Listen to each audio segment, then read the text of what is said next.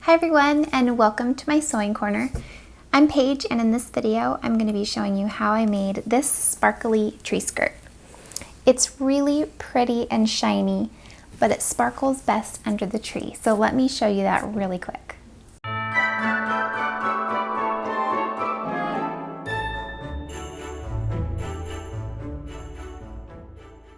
Isn't it pretty how it sparkles underneath the tree? It's so elegant and so pretty, and I'm here to help you make one of your own. So to help you do that, we're going to have the tutorial in the video, and then also down below the video in the description I'm going to link to a blog post. In that post I'm going to have any extra tips or information. I'll link the fabric.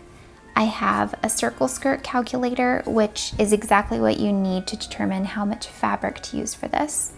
And of course, if you're left with any questions at the end of the video and that blog post, put them down in the comments and I'll get to them as soon as I can. But for now, let's get right into the tutorial. The first thing you're going to do is create your paper pattern, and this is just going to be a quarter circle. So the center dot, you're going to mark that and then measure the radius of the circle. And I've just drawn that in with a pencil, and I'm going to cut out that quarter of a circle. And then I'll mark the circle for the opening in the center, and this was just 2.5 inches from that center point. I'm going to fold my fabric that's going to be for the underside of the skirt 2 times. And then I will cut out that shape. And then I just cut out the center circle for the opening from both the fabric and the paper. And after this, you can open it up and you have a full circle. And this is going to be the template that you use when you get to your fancier fabric. So I just did the bottom fabric first and then smoothed it out over my embroidered fabric. And because this is going to be your template, you're going to want to make sure everything is smoothed out really nice and flat. And then you can cut out that circle. And when you're cutting out sequins, just go nice and slow. You're going to be chopping lots of sequins in half, but just keep following the line.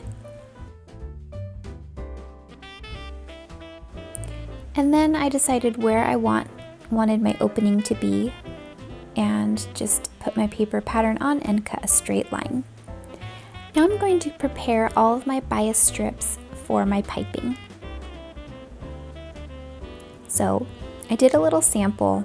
I cut a 2-inch strip, and I just wanted to see how that looked wrapped around my piping. And it looked nice. And it had enough seam allowance, so I went ahead and just cut 2-inch strips out of my stretch velvet. So you can see I'm cutting on the bias, and I just cut as many strips as I need to go around the whole circle. Then to attach all the pieces, you're going to align them up perpendicular to each other and then sew a diagonal line. And when you open that up, you have this diagonal seam, and it really reduces bulk when you fold it over. Then you can take this over and just clean it up by cutting away that excess fabric and just leaving a seam allowance, and that will reduce the bulk when you end up folding this over. So you'll want to press this or just finger press it, and here I'm just fluffing up the velvet on that seam. And here with this cotton cord, when I wrap that seam around it, half of the seam is pointed one direction and the other half is pointed another direction, and it's not bulky at all because the seam has separated. Once everything is trimmed and pressed and ready to go, you can just even out the ends and you place your cotton cord into the fabric and sandwich it, and then you're going to just baste the cord into your bias strips. So I just took a couple small stitches and then increased it to a basting stitch, and I'll run all of my fabric through to get it prepared. Then when your piping is created, you're going to pin it around the skirt. So here I'm going to pin it to the edge of the circle, and the piping is facing inward and the seam allowances are going to be lined up. And I'll just pin everything together. Every few inches you'll put in a pin. And just do that all the way around the bottom. Then you're going to be basting the piping to the skirt. And again, you can use a long stitch here.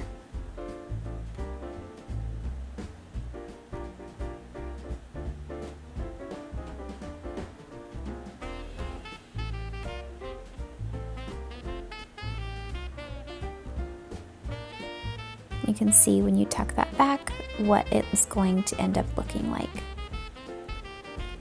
So I finished up basting to the inner circle and the outer circle, and then I'm going to pin my bottom fabric that lays on the ground on top. So I'm going to be sandwiching the piping between those two layers, and the right sides are facing inward. Once you've got everything pinned all the way around the entire circle, up the cut center and around the center circle, then you're going to prepare for actually sewing. And what I'm doing here is I'm just taking out some of that cotton cord out of the seam allowance. So the cord ends about 5/8 of an inch, or whatever your seam allowance is going to be, away from the edge. And that just reduces the bulk. So I'll pin that into place. Then for the ties, I'm going to be putting them inside of the sandwich as well. So I'll tuck that inside, and I'm going to put it parallel against, right up against the pink. You can see it's just right there. And I'm going to hold it in there and place a pin going through it, just to hold it in place to secure until I sew it. Then I'll measure the halfway point, and I'll do the same thing with another ribbon and just secure that into place. And finally, I'll trim the filler cord right here and make sure it's not in my seam allowance, and I had to remove a little bit extra just to make sure there's no bulk in the seam, and add my top ribbon tie. So there will be 3 ribbons on each opening, and this is for closing the tree skirt later. So I'm going to start sewing halfway down the opening all the way around until I meet to this point, leaving only this section open.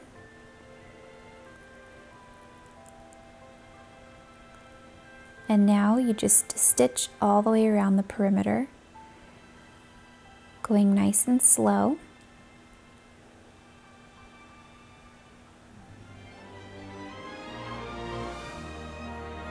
Once you get to the ribbons, I like to just back tack a little bit and then turn the corner.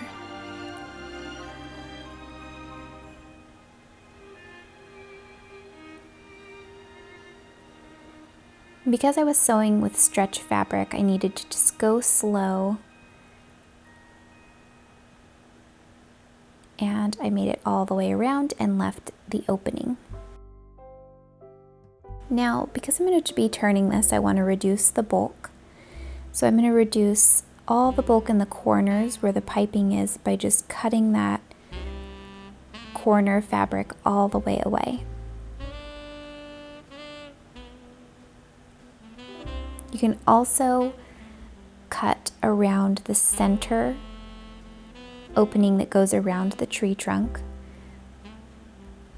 And you just place a couple cuts, and then you can turn everything with the right side facing out.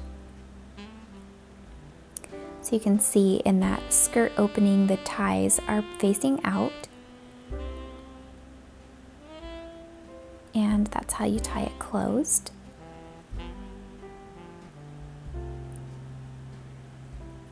Here you're going to top stitch all the way around, and that's going to close that opening that you used to turn everything right side out. So for this opening, I'm going to just pin it and then top stitch.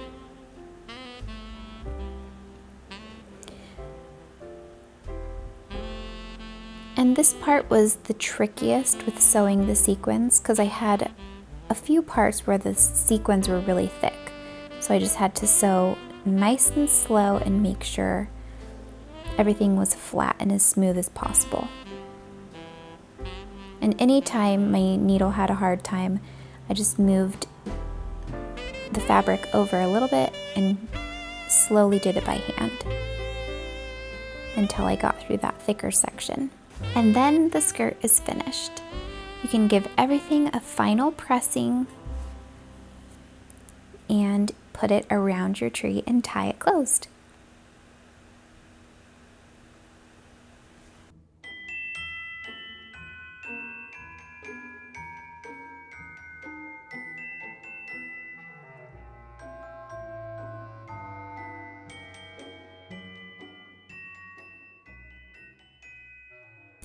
And that is how you make this beautiful sparkly tree skirt. If you like this video, you can give it a thumbs up down below, and you can also click subscribe and the little bell alert next to it to be notified anytime that I post a video.